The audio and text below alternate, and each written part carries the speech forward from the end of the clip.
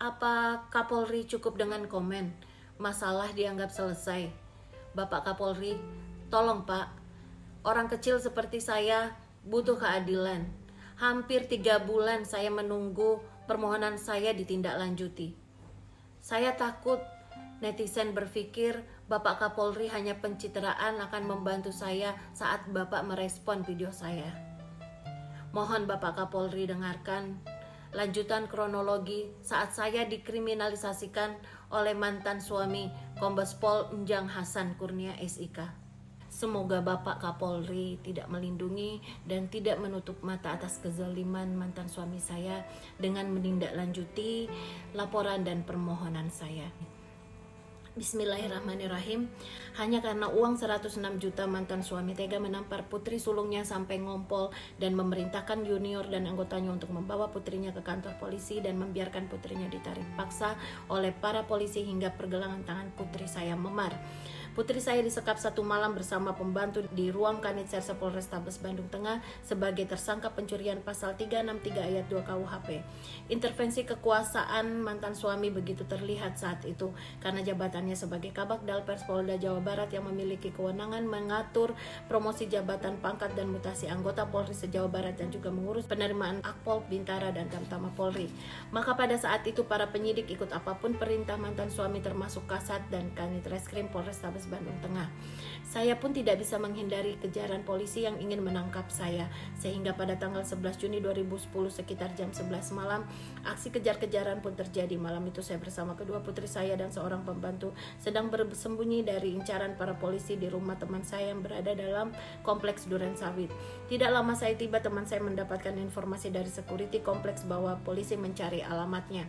Saya bergegas meninggalkan rumah teman saya, ternyata ada mobil mengikuti mobil saya dan satu mobil lagi menunggu di portal kompleks karena portal ditutup oleh polisi. Akhirnya saya menghentikan mobil Karimun yang saya gunakan malam itu dan tiba-tiba sekitar 9 anggota polisi menggedor-gedor mobil saya dan berteriak-teriak menyuruh saya keluar dari mobil, dan aksi para polisi tersebut membuat kedua putri saya syok. Saat mobil saya dikelilingi para polisi, saya berhasil kabur atas bantuan tukang ketoprak yang berani membuka portal kompleks yang sengaja ditutup oleh para polisi. Dan para polisi pun langsung mengejar saya menggunakan 2 mobil Innova berwarna hitam dengan lampu menyala dan sirine berbunyi yang membuat kedua putri saya gemetar dan wajahnya pucat karena ketakutan. Saat pengejaran, kedua mobil polisi itu sempat menghadang mobil saya, tapi dengan kecepatan tinggi saya berhasil lolos menuju Mabes Polri untuk meminta perlindungan anggota Propos di pos penjagaan Mabes Polri. Dan akhirnya malam itu para polisi tidak berhasil menangkap saya.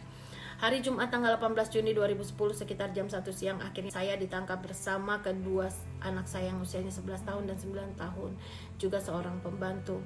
Saat penangkapan, kunci mobil saya dirampas dan saya dipaksa keluar dari mobil dan ditarik seperti binatang untuk naik ke mobil patroli. Saya merasa diperlakukan seperti seorang. Setelah di BAP, saya langsung dibawa ke lapas wanita kelas 2A Bandung sekitar jam 12 malam.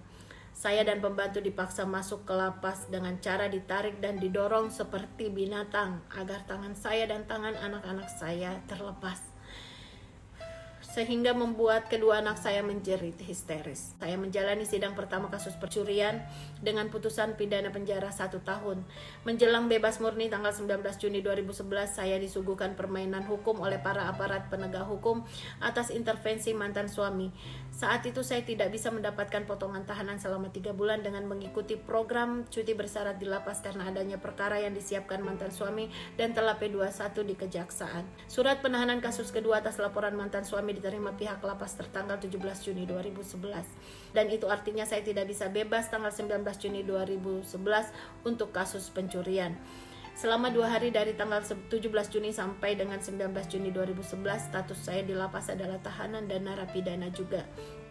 Saya lanjut menjalani masa tahanan dan menjalani sidang kasus kedua dengan jaksa dan hakim serta pelapor yang sama dengan putusan pidana penjara 5 bulan atas bantuan para aktivis perempuan dan media lokal saat itu.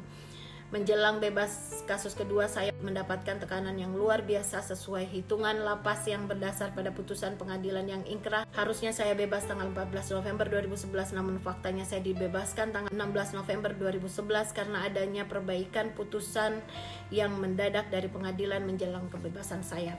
Bapak Kapolri yang saya hormati, sekedar informasi, Semua anggota Polri baik Kasat dan para Kanit Reskrim Polrestabes Bandung Tengah yang saat itu telah membantu mantan suami untuk membungkam saya dalam penjara selama 17 bulan dihadiahkan mutasi jabatan sesuai keinginannya masing-masing oleh mantan suami saya.